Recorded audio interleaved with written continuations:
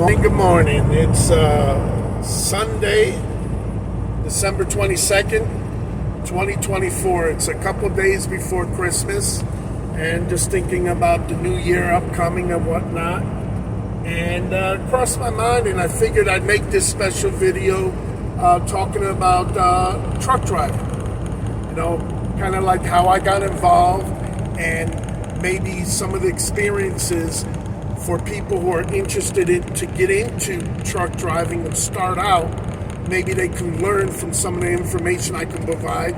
Some of them may be mistakes I've made, so you could better help avoid, or some of the positive decisions I made that helped me progress into it. Anyway, I'm not sure how well you guys can hear me, so I am driving, and I do have it on hands-free, so I'm okay to chat and video. So I'm going to try to speak a little bit louder. I hope it doesn't come across as if I'm shouting. Let me clear my throat a little bit, get a little vitamin C, because it has been cool lately.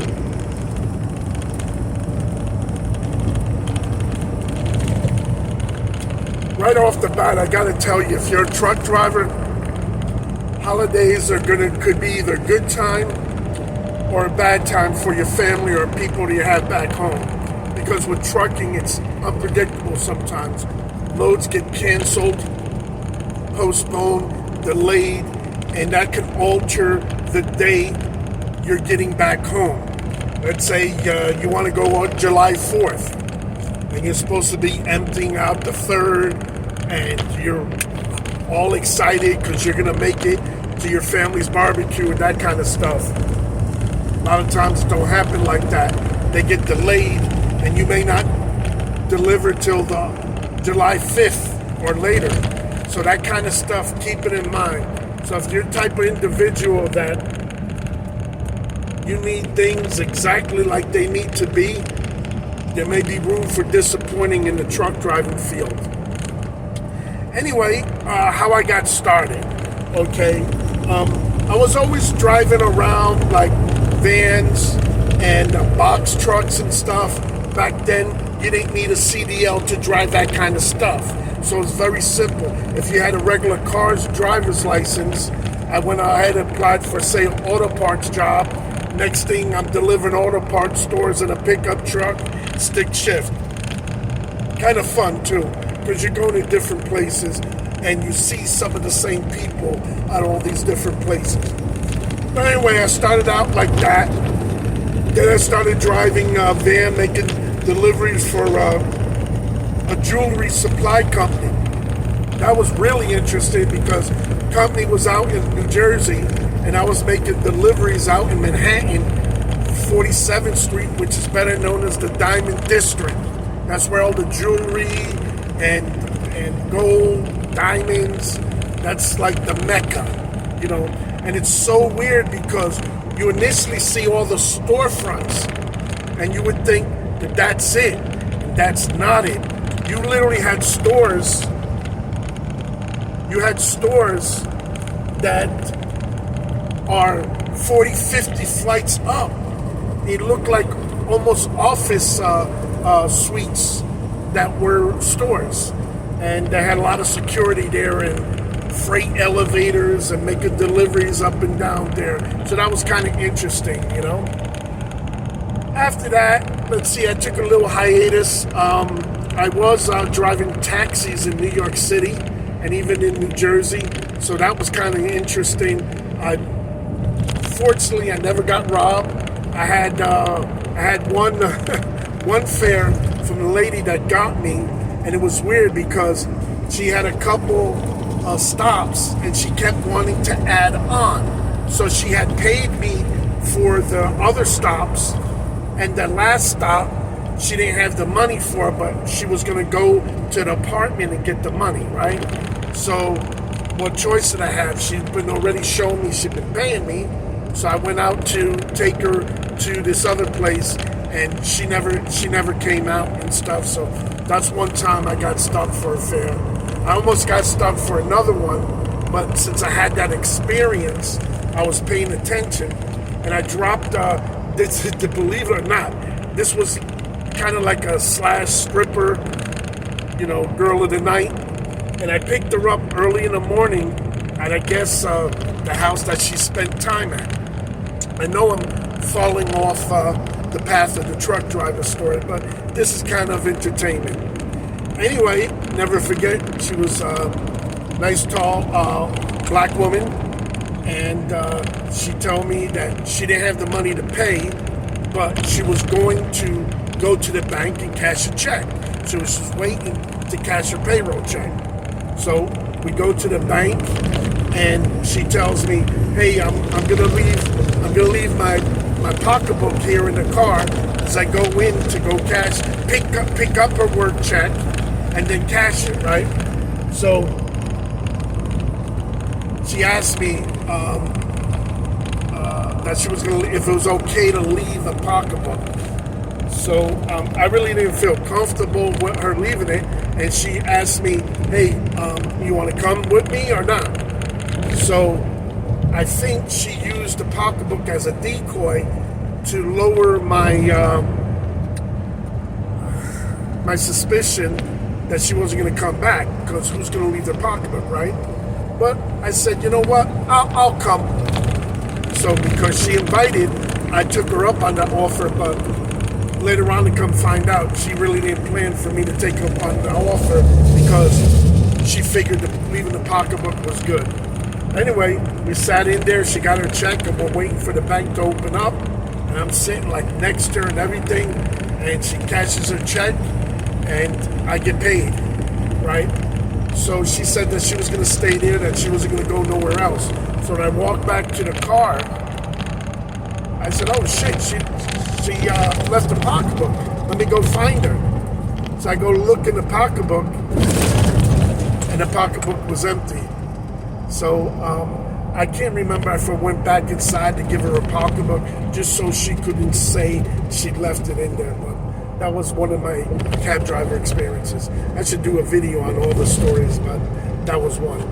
Anyway, getting back into truck driving and that kind of stuff, I was a driver, owner of my own box truck. Back then, you didn't need a CDL, and my truck was under 26,000 pounds in Florida, and I was doing pretty good. I had got a route from Tallahassee to a stop in Gainesville, and then a stop in Orlando, and then backtrack. Basically, we were picking up and delivering film back when people used cameras in the 2005.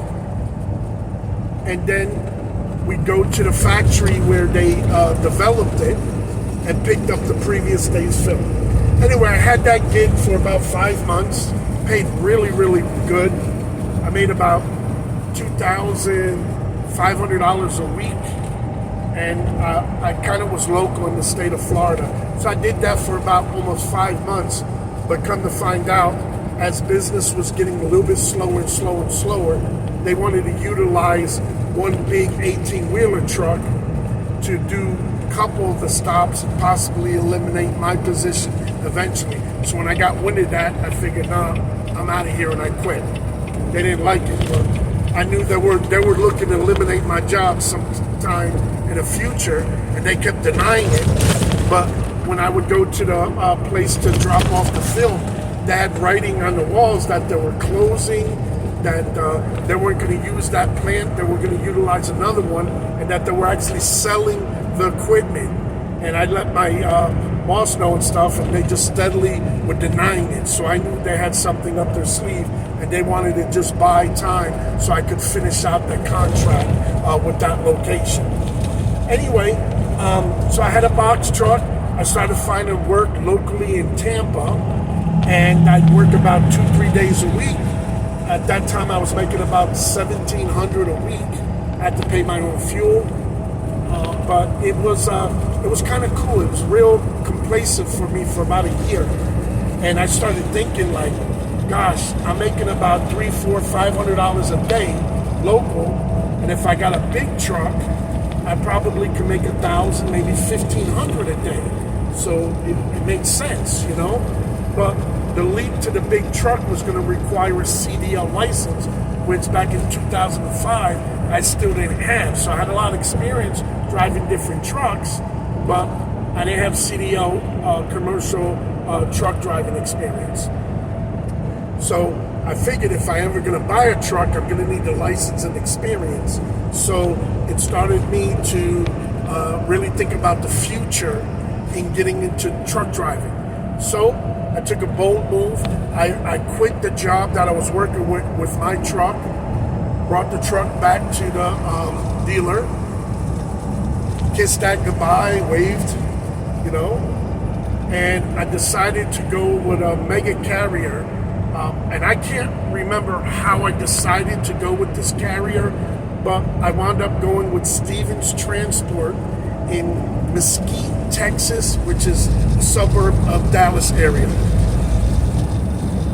And I forget, I tried to do whatever research I could at the time.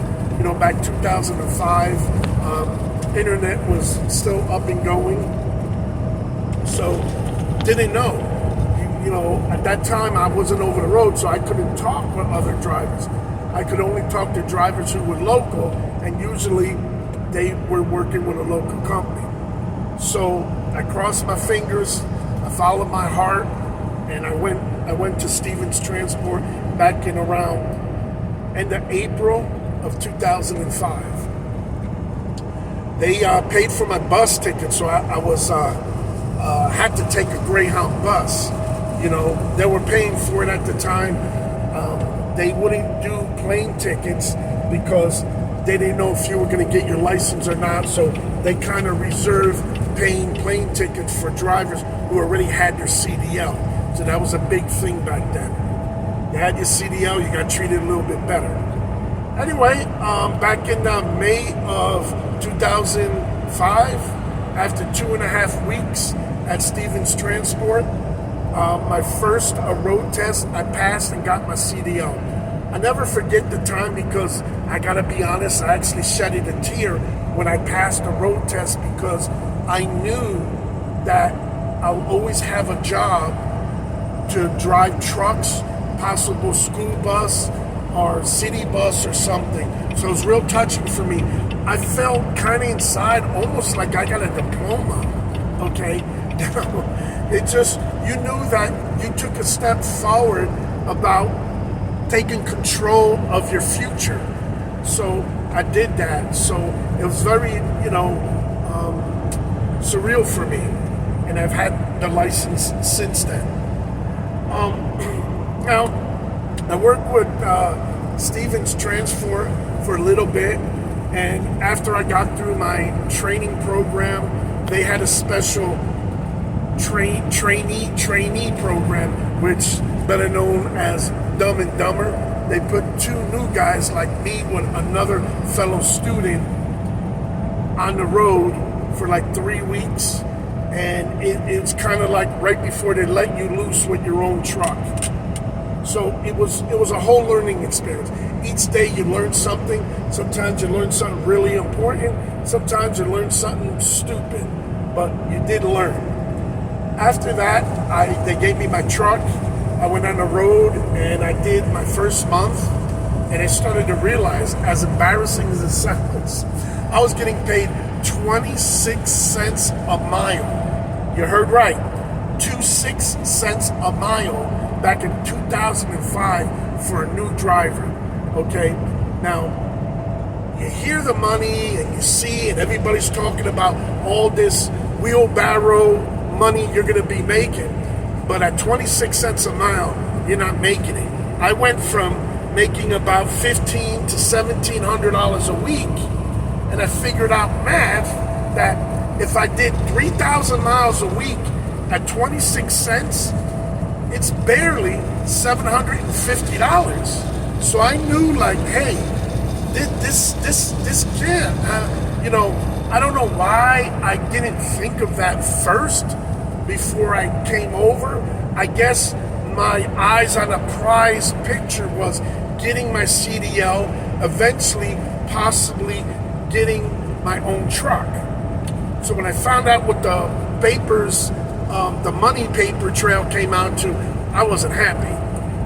I came straight back to the terminal And I remember that my driver trainer was in a lease purchase, and he was making over $1,000 a week. He was content with $1,000. That's after all his expenses was paid. So as long as he did 3,000 miles a week, he was making at least $1,000. So John the driver wanted to sign up for that one. So I went straight to the lease purchase office and spoke to the lease person there. And she was like, I thought that we're going to be excited to sign me up because they try to really push the lease purchase program. That's a lot of companies' bread and butter. They make a lot of money like that. She was like, oh, no, we want to make sure it's a right fit for you and you're going to be successful and this and this. For me, I knew that 26 cents a mile, and let me remind you, no Jake brakes or cruise control. I think they didn't give you the cruise control for a year and the Jake brakes after 6 months. It's either or. So one of them you had to wait a year, and the other one was 6 months. There was really safety-minded company because they hired a lot of new jack people, so they knew accidents were going to be coming, so they try to minimize it by implementing those rules. But getting back to the lease purchase, so I'm trying to convince her, hey, I need to go with this. I have experience before, I just don't have it in the truck, and I can't afford to work like this, and I don't know if I told him, I said I might have to quit or something. Before I got to say that, she wanted to tell me, well, we got to know that you could do at least 10,000 miles a month. And since I already had a month driving, they went to go look to see how many miles I did my first month with a CDL Solo. She came back and she said, you did 11,000 miles. So I told her, I said, see, I can be successful. Because if you don't work or you take a lot of time off, lease purchase is not going to work out for you, So I was able to convince her to go ahead and give me the keys to a Peterbilt, So I had my first lease purchase truck was a Peterbilt. Was it 379? I think it was. Yeah, I think it was a 379. Just really, really, really nice, And I did that, so I started making paper. So after I started doing that, I thought about possibly becoming a trainer like my trainer did. But they wanted you to wait at least 6 months or a year. And I was like already looking on because I kept trying to take a step higher. Every move I made, I tried to improve on it. And that's when you don't stay complacent. You're always looking for another opportunity. Now, I was good where I was at, but I wanted to make more. I wanted to buy my own house. I wanted to buy my own truck and then come local. But it made it real complacent for me because the company gave me a credit card for fuel. If I had any breakdown issues or a tire, they would send a tow truck. I would have to pay for it, but I didn't have to pay on the spot. So it was very confident, and it got me to fall into a complacency of, hey, maybe lease purchase is the place for me. Anyway, so I outgrew them real quick, and I went to another company called FFE, Frozen Food Express. They were out of Lancaster, Texas, which was, again, another suburb just out of Dallas, so it was nearby. So I left Stevens Transport to work with FFE, and they were paying an extra 6 or 7 cents a mile, something like that, 4 or 6 cents a mile. So every 1,000 miles, that's an extra, $40, $50. So 3,000 miles, you're getting close to $150 a week. So again, I wanted to take the step up. I had clean license. My experience was getting better, and doors were opening up for me. So I was taking advantage of it, So before I left one job, I made sure I got another. I'm going to rewind that for you. Before I left one job, I made sure I got another. That's very key especially in the trucking business, because if not, companies, they get their feelings hurt when a driver, a good driver, leaves them for another. So they always try to sabotage, or if you heard the term, blackball you. And what they'll do is they'll go on your driver report card, which is the DAC report, and they could put a comment in similar to like a credit report on your credit bureau. And other trucking companies will look that as the Bible and say, hey, you either damaged equipment, you abandoned equipment, which means you quit and didn't bring the truck back to the original company. It's convenient to do that, but it's inconvenient to bring it back, but it's the right thing to do, because you never want to get labeled with abandonment, because it would hurt you, and you're going to have that little come to Jesus meeting when you can't get hired by other companies. Anyway, so I go to my second over-the-road company. I worked there for, I think, 7 or 8 months, and things were changing. I had got into a brand new Volvo truck, which was awesome. I had to put a couple thousand down, but I had it in my maintenance, so I didn't have to come up with it, but they took it. And it was cool. Then things started changing a little bit, and I was getting a little bit upset. I almost quit on them. I actually cleared out the truck and everything, and was on my way to get dropped off at Greyhound. And after I dropped it off at the company lot, come to find out I missed the bus. So because I missed the bus, I rethought the scenario, and I went back and said, oh, I changed my mind, and got back in the truck. They took me right back. And fortunately for me, they didn't realize when I quit, they reset my payroll, and when they did, my negative got wiped away. So I had a clean slate. So I started making clear money right off the bat. So I didn't know that, I didn't plan for it, but it was something that happened, okay? So cool, we went ahead and did that. We hung out there for a few more months, and then I went home, and I took a little bit extended time off. They were getting a little bit antsy with me, and they called me, hey, when you coming back to work? I finally got a load, and I was planning to go back, and they were doing me dirty. Part of the company was already having somebody come out to pick up the truck, so they were kind of like ending the contract, because as a lease purchase driver, it's a walk-away lease. You can return the truck basically anytime you want and give them the keys and walk away from it. Now, you may owe a little bit money, or whatever payroll is due to you. You could kiss bye-bye, because you're probably not going to get but maybe part of it back if you're lucky. So that ended my career there. And because they came out and got the truck, they reported it to that as I had unauthorized use of company equipment. And not sure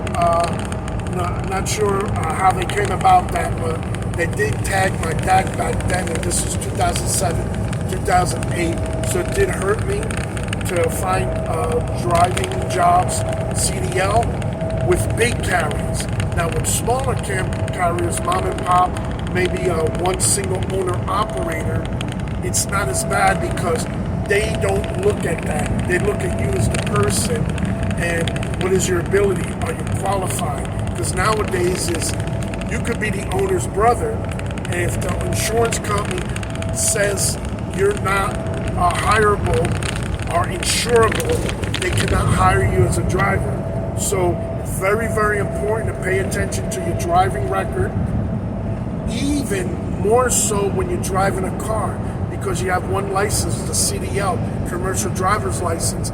Everything falls under that banner. So when you get stopped with a ticket for your driving your car, say a no seatbelt, goes on your CDL. So new companies or prospective companies that want to hire you may not hire you for that ticket, conviction, felony, whatever we want to say. You want to call it an infraction. So when you're driving car, you have to be even more careful.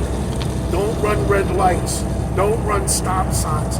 Put your seatbelt on. You know, when the light changes green, wait a second or two. Look, because even though it's not your fault, but if you can prevent the accident, there's no paperwork trail. But when you gotta explain an accident that was maybe not your fault, still, you got some explaining to do. And depending how they view the circumstances, they may still blame you and just say, we can't hire you. So you want to stay away from insurance claims, you know, stay away from worse. Worse is warnings. Okay, people think, well, the cop gave me a warning. Okay, and there's two types of warnings. They can give you a verbal warning like, hey, look, I'm not going to write your ticket. You look at your license and that, and you're good. Whenever there's a paper trail to a warning, means the cop put it in the system. That hurts you. Again, that hurts you worse than getting a ticket. Again, a warning hurts you worse than getting the ticket. You're saying, why? It's a warning. The fact, number one, warnings you cannot contest. So you're immediately kind of presumed guilty on that, and it goes into the system as if you did it. You get points assessed on your driving license, your CDL, CSA score. So again, companies can view this. So if you're going to get a warning, do the best you can to talk that officer to not do a written warning. It has to be verbal and you're good. Okay, this happened recently to me. I was in the lovely state of New Mexico and I got stopped for speeding. Okay, my speeding was 62 miles an hour and the zone had changed from 65 to 55. Cop knew it. It was over a small little hill. I didn't see the signs. He was telling me. So he after he told me he was stopping me initially for speeding, he went ahead and did a full DOT, I think a level 3 or level 1 around the whole truck, the physical, you know. So when he was done with that, he told me that I passed the inspection. So I said, cool, maybe, you know, we squashed the speeding thing, okay? So he tells me that he's going to give me a warning for the speeding. So I asked him real clear, hey, it's going to be a verbal warning, right? He said, yeah. I asked him 3 separate times because we were there for a good 45 minutes. And he was like, yeah, it's going to be a written warning. When he gives me the paperwork of the passing the vehicle inspection, the level 1, on the bottom, he puts that I was given a warning for speeding. So I asked the officer, I said, I thought you said you were going to give me a warning for speeding, a verbal. He goes, yeah, it's here. I said, well, you can't put it on the paper there. He goes, oh, I have to do my job, blah, blah, blah, blah, blah, blah. Figured after I passed the level 1, you done did your job. You know, the vehicle passed. Okay, the bullshit of pulling me over for 62 miles in a 55 when you yourself told me it just changed. You know, not cool. So anyway, I talked to him a little bit. I tried to be nice about it because I didn't want to educate the officer because they may use this against other drivers. So guys, don't tell the officer that warnings go on your license, okay? Because they'll just give everybody warnings because you cannot contest a warning. Again, you can't ask for a court date. So the cop never has to show up to court. So he gives you a warning. He looks good because he's able to put some comments in. You look bad and you get reprimanded and you get a few of those and you're not going to be driving a truck anymore, if you know what I mean. So this cop, he was a New Mexico state trooper. He didn't want to. So I told him, you know what? I thank you for giving me a warning and not the ticket, but I'm going to have to regretfully ask you go ahead and give me that speeding ticket now. He was shocked. Here I am as a driver asking to get a speeding ticket on paper, so instead of the warning. So he didn't know what my MO was. I already knew what I was going to do. I needed that speeding ticket, because when you get a speeding ticket, number one, it does not show up on your license. Again, I'm explaining this to you. A current ticket that has not been addressed or followed up yet in court does not show up on your driving license, because you haven't been convicted of it, okay? So it stays in limbo status. Now, you know you got the speeding ticket. You're gonna have to let the company you work for know, because you gotta give them that sheet. I don't know, because I had the level one. Let me take that back. They gave me two sheets, one for the ticket and one for the inspection, you know? So since I didn't have any violations, I still sent it into my company, but my ticket I had to handle myself. So now we got a speeding ticket, right? So I start calling all these lawyer companies. You see them at the truck stops, famous ones. So I'm making all these phone calls. So I reach an attorney. He talked to me for a little bit, and he tells me, "Oh, I can represent you. I'm in the state of New Mexico, but you know it's going to cost you about $500 to $900. You know." So I wound up joining one of those lawyer services with the trucking company. I called. This one was at I believe Kansas. Liberal? No, not Liberal. I forget what part of Kansas. Close to the border of Missouri. Anyway, I get them on the phone. I sign up. It's like $40 or $50 a month. They made it clear to me, because the ticket previously happened from the membership, that the membership I'm paying will cover me any future tickets I wouldn't have to pay out of pocket for lawyer representation. But because this ticket already transpired, and if I need a lawyer representative through their company, I would have to pay for it. So they set me up with a lawyer. Tried talking to a lawyer, very unsuccessful. All this guy wanted to do is give me $900 and I'm gonna represent you. I wanted to talk to him because I knew the angle I wanted to use to defend myself with this ticket. I couldn't get him on the phone. He would not answer. He wanted the money, and then maybe he'll call me. So I'm like, no, it doesn't work like that. I'm not giving you money for you to talk to me, and then if I don't feel you're competent to represent me in the best way, I'm going to lose that money. You're not going to give me. Well, as a lawyer, you ever hear a lawyer refunded money? Not me. And I have a lot of experience with that, but I've never heard of people getting their money back. That's why they call it a retainer. They hold it, and whatever work they do, they just bill off of it. Don't say retainers are refundable. So he tried emailing me. He tried texting me. I told him I don't feel comfortable sending you money just to talk to you on the phone. So he tried calling me one time. It didn't get through. I was busy on the phone. It went to my voicemail. He left a message. I immediately called him back. He would not answer the phone, you know. So I wasn't happy with him. They just figured I was going to cave in and pay. So it was weird because the company that I was using to represent me, paying the monthly membership, they were sending me updates of my court status, even though I wasn't going to use them. I made it clear to them I was going to look or maybe represent myself. Anyway, I wound up representing myself. It took multiple court dates. I think the first one I wasn't able to make it, so I asked for a postponement. The second one, the cop was not able to make it. Then a third one, we spoke a little bit, and come to find out, it had to go through video court. So they used, I guess, like Google Meet, something similar like Zoom.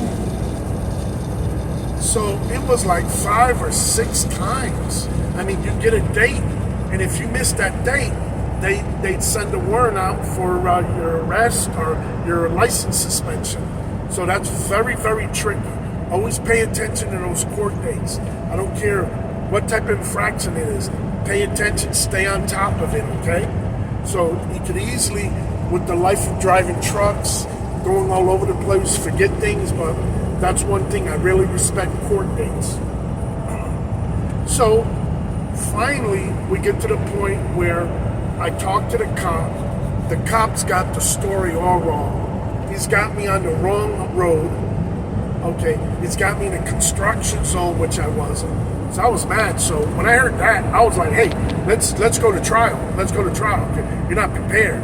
I didn't tell him that, but I just knew that. So I said, he's unprepared. Let's go in front of the judge. So he's going to be embarrassed. He doesn't got his facts right. Come to find out, it's just a meeting of the minds.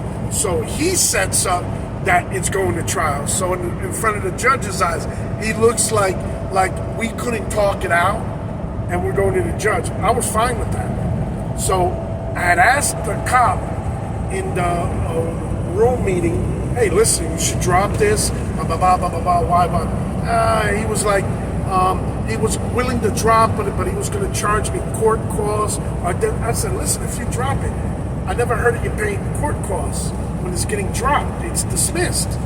You're not guilty. So I was like, nah, if I'm going to pay, we'll go to the judge, you know? So he was trying to scare me a little bit, says, oh, well, he's got body cam footage, and he's going to have to pull for that and send me and all this stuff. And I remember I asked him 3 times about the written warning, if it's going to be verbal. And he told me, yeah. So obviously, he didn't put it down. So anyway, one of the last court dates, we show up. They put me and the officer again in a meeting to try to hash it out before we go in the front of the judge. The judge was really cool and stuff. So he put us in a meeting and stuff. So the state trooper told me that he didn't have a problem about dismissing the ticket, right? So I'm like, whoa, okay, this is cool. I've been trying to get him to do it for 2 or 3 meetings, you know? And he's gonna do it now? So he gives me the rundown.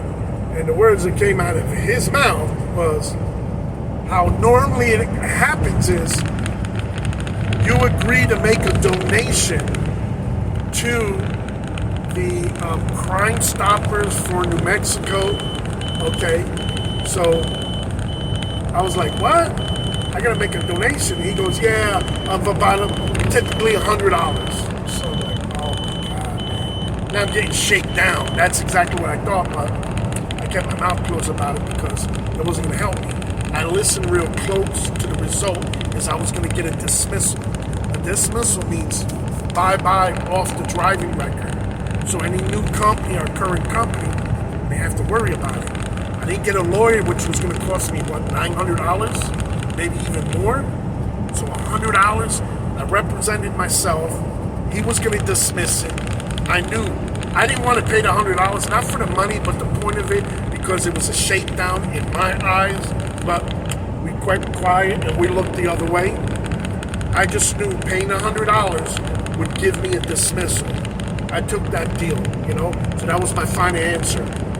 So it took another court date because cop, he wanted to make sure I paid it. I told him I was going to do it that day. He told me to get a screenshot of the receipt, which I did. They actually give you the cop's email address so you have communication with him. So I was able to send it to him. And then we had another court date. Again, I'm concerned. Remember, we spent court dates. I'm like, he said it was dismissed. He was going to dismiss it.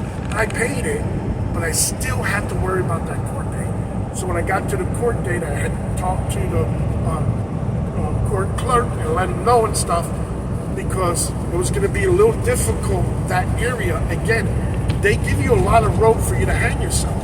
They give you the court date, but all these different dates and times and that kind of stuff. So if you miss any of them, boom, it's done. Your license suspended and it costs you more money and, you know, not good. So again, you gotta stay on top of it, okay? cross your T's and dot your I's. So, made that phone call, talked to, and they sent me an email message, hey, it's been dismissed, I got it, so no problem. So, again, I didn't like that $100 shakedown. You know, if he said, hey, you make a donation, $5 or $10, he could have said, let's make a minimal donation. That would have been cool. But now, in retro, I don't know if I'm at a place for talking about this, is I'm wondering if that officer or any officer gets a kickback from that donation because he wanted the receipt of it and it took a while to make sure it went through. So that's my thoughts a little bit. Now, if that's the case, it would be even shadier, okay? Because he came across one way, hey, make the donation, da-da-da-da-da. But he was following up real hard. When I say real, I say real hard. So it makes me wonder, again, Johnny, look the other way, okay?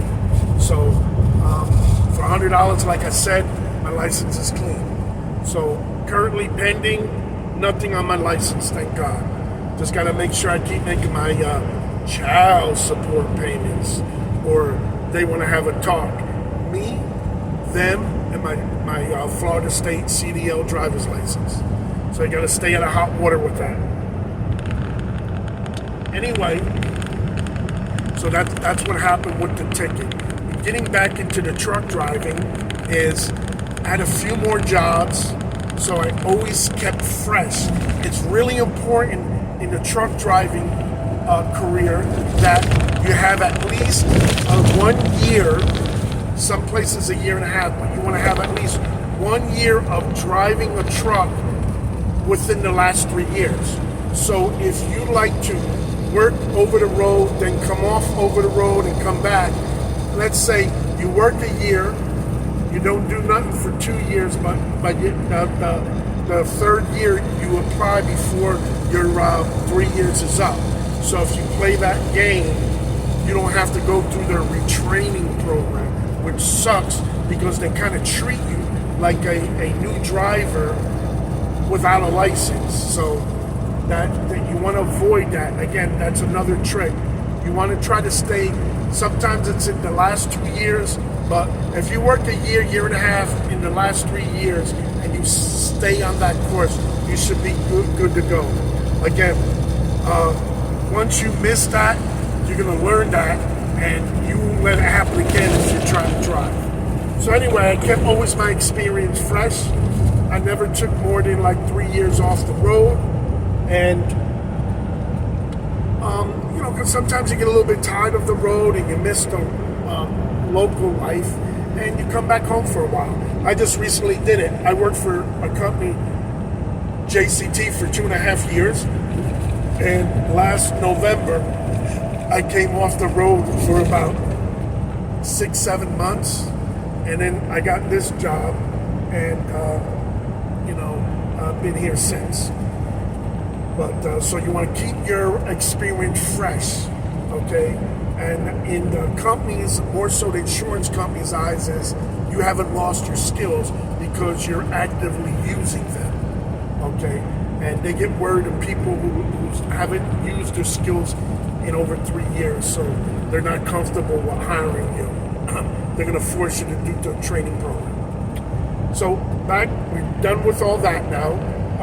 I've worked with a few more carriers after that, and you know, each company works differently. They either pay bad or pay good. They have new equipment or they have old equipment.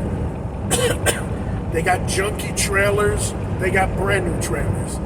Or they fix things when you need them fixed, or they don't fix them. And that's the worst. So companies that have old equipment, that don't fix them, that pay shit, they're not even on my hiring list. I would, you know, for me to look into those companies is when your license is questionable. got tickets, speeding, you have accidents. Maybe you did the SAT program or something, you know? So now, instead of having all the companies wanting to hire you, there's only a few that are interested. And again, you're gonna get a job with a sacrifice pay, sacrificed equipment, sacrifice maintenance schedule. So the best thing you can do for yourself is don't put yourself in that position. Protect your license, avoid tickets, accidents, do your pre-trips. If you see stuff wrong, get it fixed before you get pulled over, because eventually you're going to get pulled over and you're going to take a hit on your CSA score for that. So now, there was a couple other companies I worked for. I also worked for JB Hunt. Okay, that didn't work out for me. I was a lease operator with them, and they had a different type program. You know, their program was, you were a glorified company driver. You know, they would send you messages in the middle of the night through the Qualcomm. I would have to unplug that bitch, literally, unplug it. They would message you in the middle of the night about your paycheck. It's almost like they were trying to motivate you. So I didn't like it. Come to find out is they gave every driver their own 1-800 number to call to get to your DM. I mean, the one thing that I liked about that was, we're talking back in 2006 or so, around that time, they had a system to where you would call on the phone and it would tell you what number you were up for the next load. So you didn't have to be in your truck.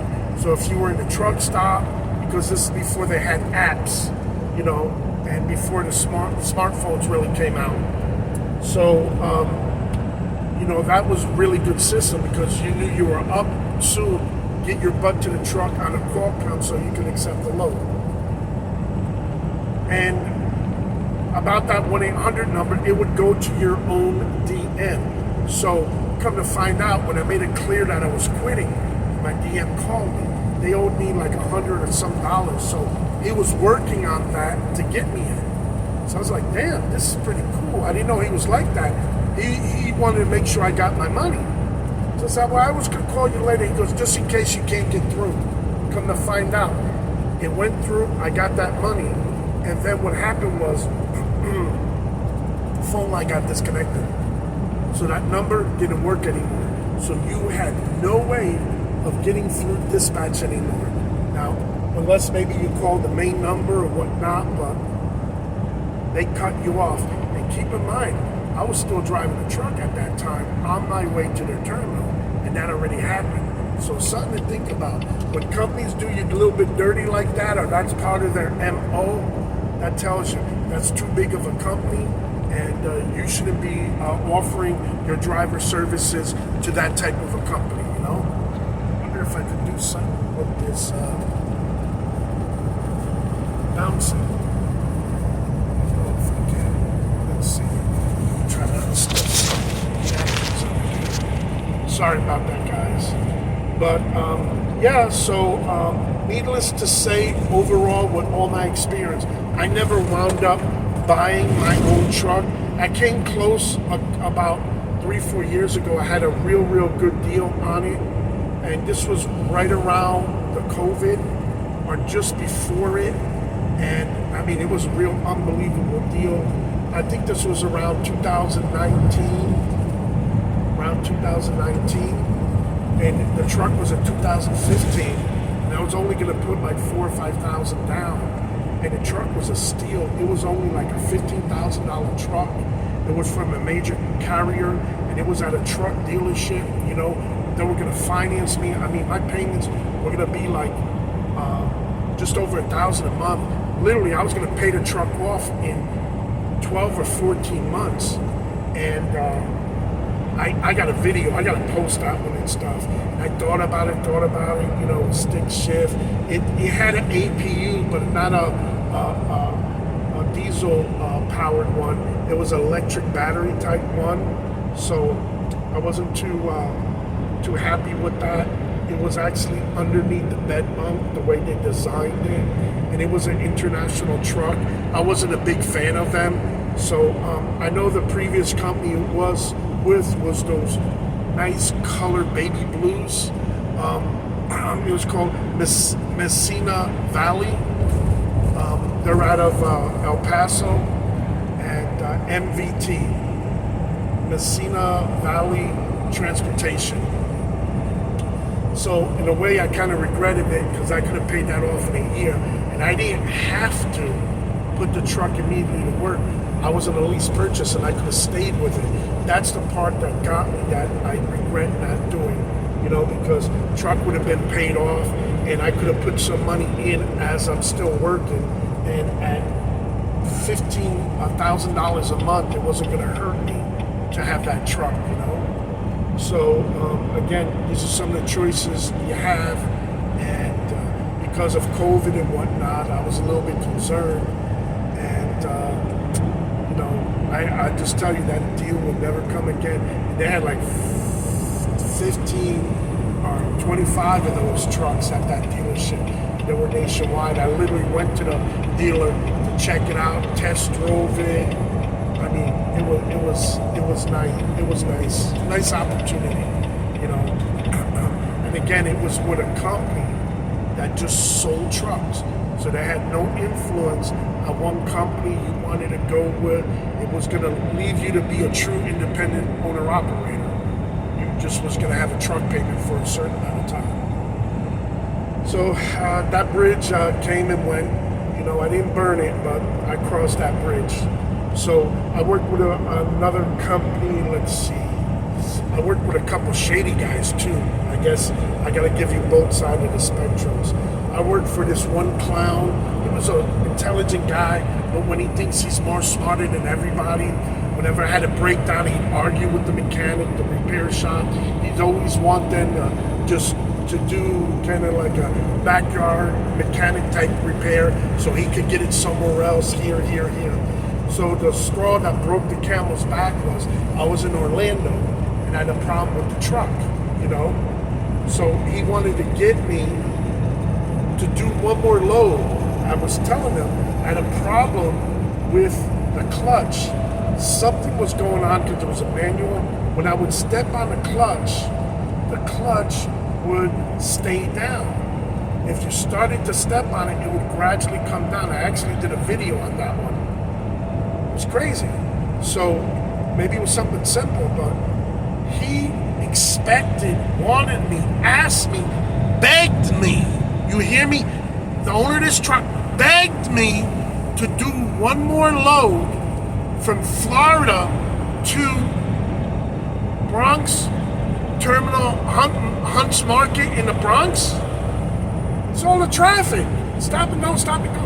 And you want me to drive a truck with a bad clutch up there and back? It was crazy. He got mad at me because I didn't want to help him. When I told him, we're here in Florida, I was in Orlando, and I said, come on, and let's get it fixed where your mechanic is. It's going to cost you cheaper now. Why do we have to do another load and risk getting towed, broken down, and all that? To me, it was absolutely stupid. The guy had the money. He wanted to do another fucking load, So I didn't do it. I cleared the truck out. He owed me my last paycheck. I had a bunch of receipts. I sent it in. And needless to say, that cocksucker, he fucked me. His name was Pat, and he was a slick motherfucker.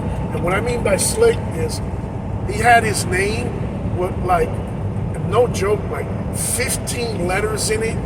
A K, a P, a W, a this and that. He was a European, and he learned that if you misspell his name on something, maybe let's say a ticket or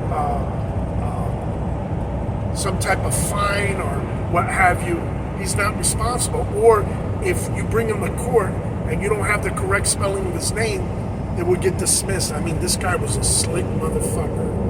Okay, so I reported him and just never got that money. It was funny because a few years later, the mechanic that he had hooked up with him and they were working the company, and he was calling me to drive for him.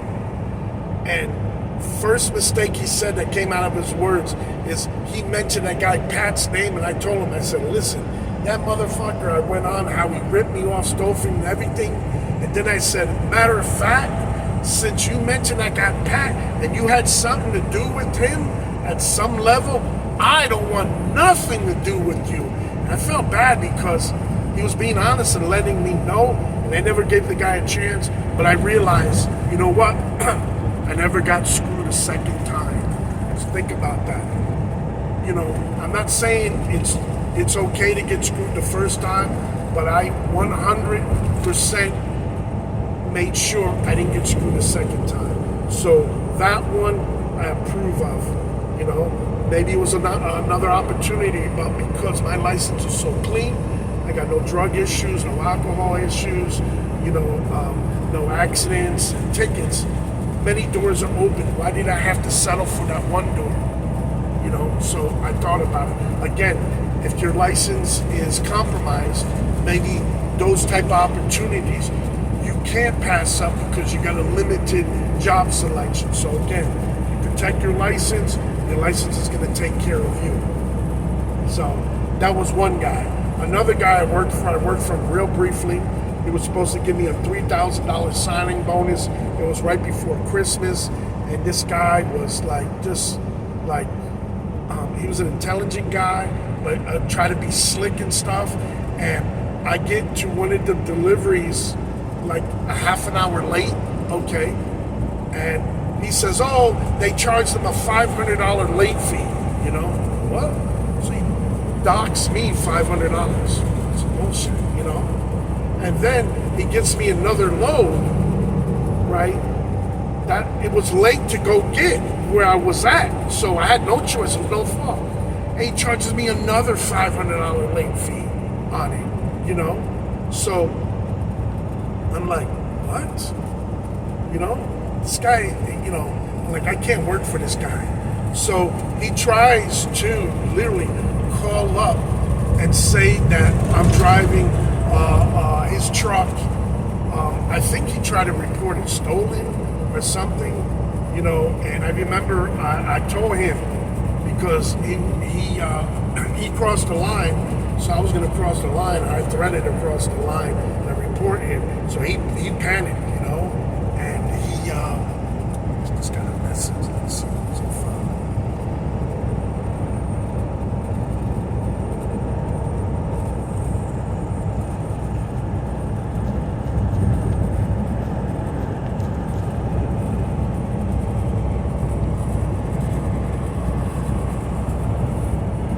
Okay, sorry about that. It's the broker on my next load, so he's wanted to make sure I'm good for the pickup tomorrow. Anyway, yeah, so he wound up screwing me. I got some of my money. I was back in Florida at that time. That it happened during Christmas, and I went to the local wage board and handles payroll stuff that they were actually open on Christmas or the day before Christmas, and they gave him a phone call. He was so shocked that he was doubting it was really them, because the way he looked at it was like around Christmas they can't be open, and I knew right away because I went right to them when I saw him shortchange my check. So I had filed some papers of grievance to try to get some of my money back, and this guy just never responded. And they had some type of community office involved before you go to court to try to handle the grievance. and he just never really responded. And that was a second time I took a loss on payroll like that, you know. So I learned, you know, it was really, really upsetting that you have to be careful when you deal with companies that are showing you that they operate shady, okay? And, you know, you gotta trust your feelings. So for me, those two were local, though the guy had an office in Chicago. He lived locally there in Tampa. The other guy who stole my money around Christmas, he also lived local in Tampa. So I thought it was maybe less chance of that happening. So it really doesn't matter. So it just, when a company's far away, you know, your spider sense tingles a little, like you think it's a lot easier for them to screw you. But if companies locally are doing it, anybody can. So don't hold that against a company where they're located. You know, you want to research companies, check online, see their equipment, try to, if they're big enough, talk to their other drivers, find out how long they've been working for the company, you know. Guys, I hope the audio has been good this whole time. Get another little OJ sip, clear my throat.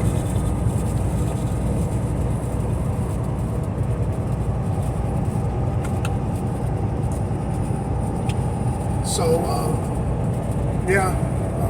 just made it into Oklahoma, by the way. Going east, I'm headed to Memphis. So we just left Texas a little while ago. So you just really want to research the company. One of the companies that I had left was JCT, and they screwed me, but I got a good portion of my money early in the game with them because I learned their system, and I learned their system, how it could work out and benefit me. Sounds kind of selfish, but I'll give you a little bit insight. I worked in their lease purchase program. So they were responsible for the trailer repairs. I was responsible for the truck. So whenever their trailer needed repairs, they would compensate me for my time, giving me an incentive to fix their equipment. So we had a lot of drop trailers with my time at JCT. So a lot of times, lazy drivers didn't fix stuff. It could be as simple as missing a mud flap, a bad tire, a flat tire, air leaks, lights not working.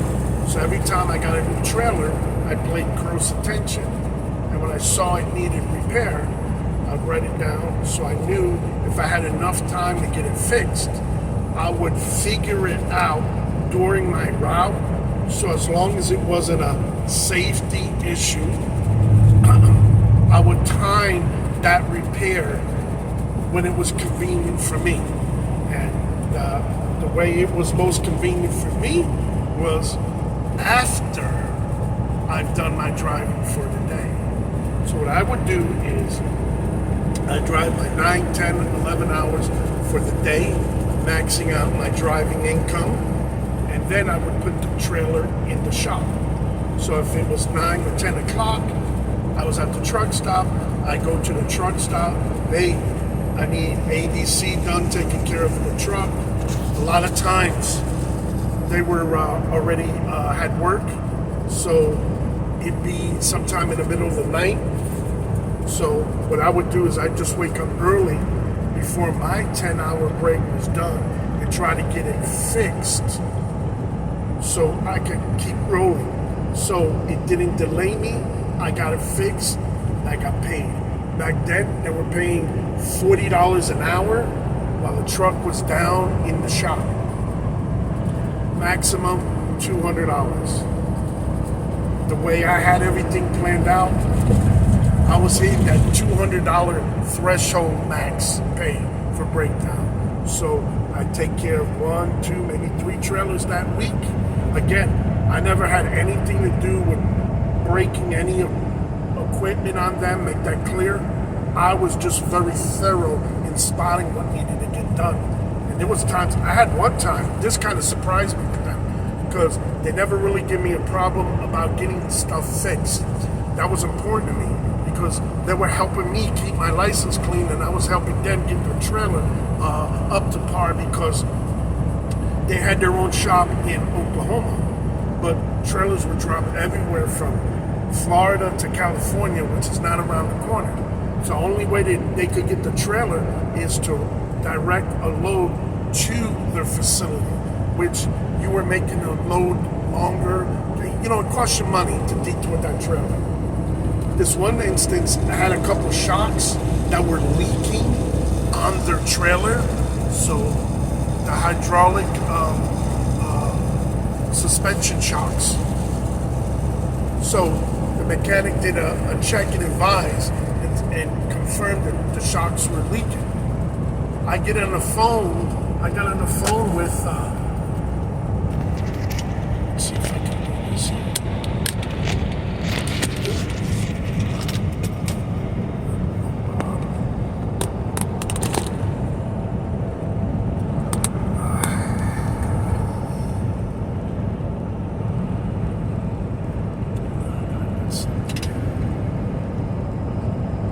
Trying to minimize it.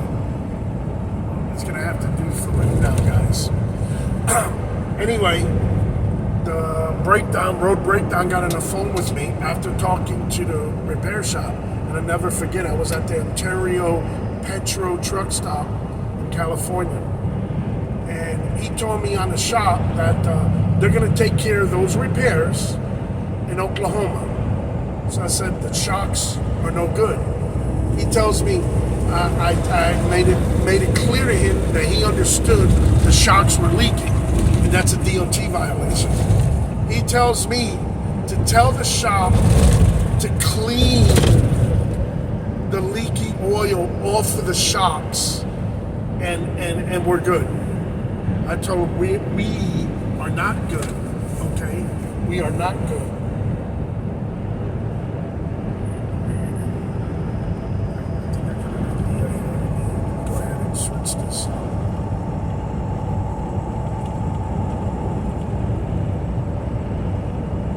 So I said, I do not feel safe driving that trailer like that. So I pushed my Ace in a Hole card. So it should be a lot steadier now. So they knew it. So next thing I know, not only did they change those shocks, they even replaced like 6 of the 8 trailer tires. And I only thought one was bad, so they went ahead and did that. Petro was happy with me. I got that enough receipt that I was able to have a couple days free parking there. Okay, so it worked out. So those are the type of things where you do your job right. You learn the rules, and it comes back to pay you back. So I made money off of the broke down trailers for my time. So I do about at least once every couple of weeks. Sometimes I had bad trailers. I did 2-3 in a week. So $200 per trailer. If you did 3 trailers that week, that's an extra $600. Think about it, $600. And I was in a lease purchase, so no money came out of that. That was straight up paid for my compensation time. So trust me when I tell you, I rent a car in California, or, you know, eating out, or doing stuff, you know, when I would do my 34, because I did my 34 when it was productive for me, and I always did it in California. So during my 34, somehow the trailer found its way in the shop to get repaired. So I was multitasking. So that's why it made it real profitable for me doing it. I had a buddy, I was trying to tell him how to run it and stuff, but he a little bit was not as motivated as I am. And I try to give him the format to tell him, hey, you could increase your income and, you know, be a little bit less stressed because you got more money coming in. because he had a lot of expenses. I think he found it to be too much work. And some people are not waiting. They're not willing to do that little bit extra to increase their pay. So that's how that went. Guys, we've been on for about an hour and 10 minutes, and I hope you guys found what I'm saying interesting. And please help my channel out. I want to expand it and help it grow. So leaving likes, comments, sharing the content, and subscribing to my channel would really, really help me out. So in your comments, please put up some stuff that maybe you want me to cover a little bit, or questions about driving for new companies. We're going to still continue this one a little bit more. I think there's some more information I've yet gone over and want to cover with you guys. But so, you know, working for the right company, you got to be profitable. So if you're profitable, the equipment's right, the routes are right, you're able to get home time, because there's all different levels, you know. One company may have brand new equipment, the other one with old equipment may treat you better. So you have to figure out what's important. You got to do a pros and cons list.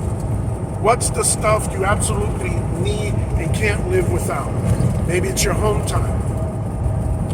You know, maybe it's the routes, because I love going from Florida to California. And one of my past employers, JCT, they had a dedicated route. California was the #1 customer, Texas was #2, and Florida #3. So getting between those states wasn't an issue. So I figured out, let me go just like some other drivers, team drivers. You live in Florida, take Florida freight to Cali, and Cali back to Florida, you're good. So they started having an issue with that. They started giving me issues after 6 months, year, but I ran that system really good, even though I was with them 2.5 years. For about a year and a half, it was real good. The last year or 3/4 of a year, they got bought out by Hirschbach, and they started wanting to change stuff.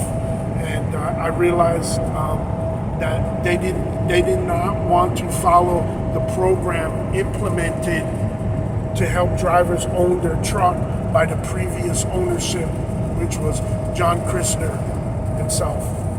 So again, you have to figure out what's important to you, where you want to go, maybe if you're willing to relocate, or, you know, what you can do is, and I learned this from my trainer, okay, was stay on the road, live in your truck, give up your home apartment. I put my shit in the storage, so I pay, gosh, I think I got a sweetheart deal. I'm in air climate control unit, indoor, 2nd floor with an elevator. I think I paid like $36 a month.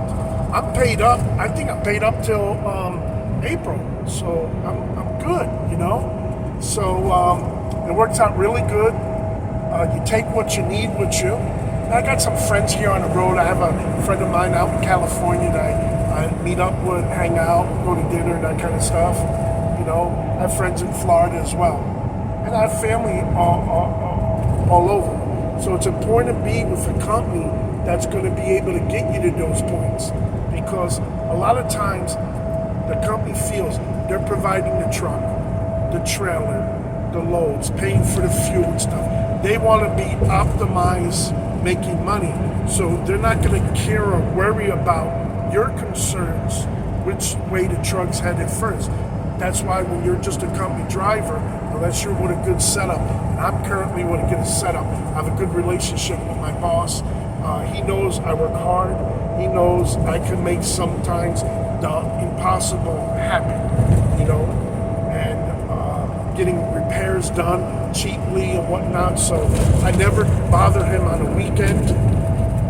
He gives me the platinum credit card, and if I need to pay for something, I make the executive decision on his behalf. I always try to keep his point of mind with the expenses.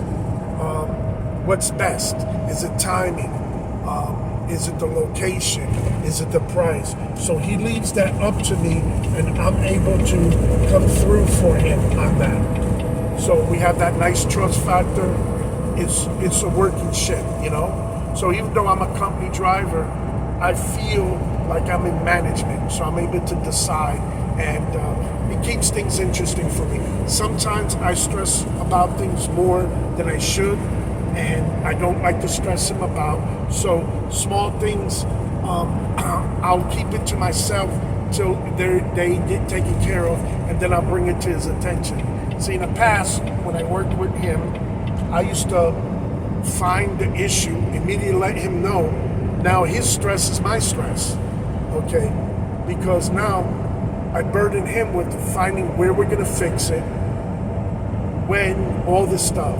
So what I did is I took that burden off of him, and when there's an issue, unless it's a major breakdown, I take care of it when it's convenient for me during the course of delivering or picking up loads, where it's at a lot better, you know? Then when I call and communicate him, I'll tell him, hey, this happened, but I already took care of it. So now he's less stressed. It's just like, oh, okay, how much did it cost me? Oh, okay, that's fine. Good relationship. But a lot of drivers get too much. I'm just a company driver. That's not my problem. It's his problem. I'm not going to call. But remember, it's your time. So if you go to the wrong facility and they're real busy, you're sitting there wasting, you're not getting paid for that, you know? So if you can control it, maybe you can stretch something out to the end of the day, or lunchtime, get out of the area where there's heavily traffic. You know, those things come out to mean a lot, you know? So, again, you want to find harmony and balance with a company that cares about you, okay? Because there's a lot of companies that they talk like they care about you, but they really don't, guys, you know? And that's clear to see. And if you hear it on the phone, or just before you even go down and fill out an application, just stay away. You think of it like this. Yes, they are hiring you to work for them, but you need to conduct your own job interview with them. You need to have the mentality like you are interviewing that possible future employer. So you need to ask them questions. So if you don't have questions, that's not good. Okay, because you're just looking how much the pay is, what type of truck, is a bonus, and all that crap. You're asking the wrong questions. You have to know.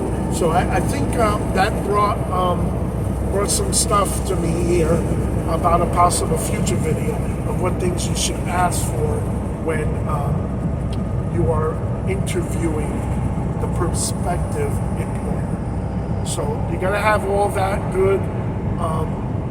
You want to be healthy too. Try to eat right. It's hard to out here. There's a lot of junk food available, but every so often I'll stop. Like yesterday, I stopped at a nice casino buffet at Double Lobster, at Prime Rib, and some vegetables. So it was good. I try to do that about once or twice a week, every couple of weeks. Take care of yourself. Have some good food, you know. But yeah, I think I'm gonna end that now. I gotta use the bathroom pretty soon, and just wanted to give you a little bit of a taste about the trucking life, and just know when you do get your CDL, if you're a new driver, that don't think you're immediately gonna be hired by all the companies. Don't think you're gonna get a CDL and get that dream local job. It doesn't happen. A lot of those local jobs, their insurance company, as dumb as it sounds, they're going to require you to work a couple years over the road and see how you perform, okay, before they will hire you. So I've seen people just finish getting their license and think like, oh, I just changed my plans. I'm going to work local. They're going to hire me. I have a friend and this and that. Don't work like that. When you get the experience, each added year of your experience, even if it's in the beginning, like 6 months, 3 months, different levels, more doors open. When you start getting 5 years, and the better companies, they want 10 years of experience, you know, and those are those top paying jobs, okay? So, while you're learning through your career, learn from mistakes. More important, if you can learn from somebody else's mistakes. I used to stay in touch with all the cats that I graduated with back in 2005 and find out, I mean, we were honest with each other. You know, we tell them our mistakes so they would hear it and they would get insight. How could I have avoided that? So in the future, if that same scenario. So by me sharing my experience with him, don't get me wrong, we laughed and stuff. I mean, there was one experience that he took down a light pole, you know, a traffic light signal. He went through, he cut the corner too sharp. The whole thing, he was dragging it and shit. So the cops stopped and talked. They laughed about it and stuff because he was ex-military. Somehow, I guess it didn't get, I don't know what happened exactly, but it fell off that he dragged it and bye-bye. So it worked out for him. So we had a good laugh on that. You know, there's a lot of small little accidents that, you know, you're bumping into a truck, back into, you know, that you just learn from it. You know, you don't want to keep, when you're repeating the same mistakes, something's wrong. So try to learn from it, okay? Guys, again, 2024 Christmas is just a couple days away. So I want to wish you, all your family, a happy and healthy Merry Christmas along with a Happy New Year. So again, please like, share, and subscribe to my channel, and have a safe, if you're driving, DOT-free day. Do what you can. Once you know of a problem, take care of it, okay? God bless. Thank you guys for tuning in. I hope you guys found this interesting and you learned something. And please, I welcome you to leave comments. God bless.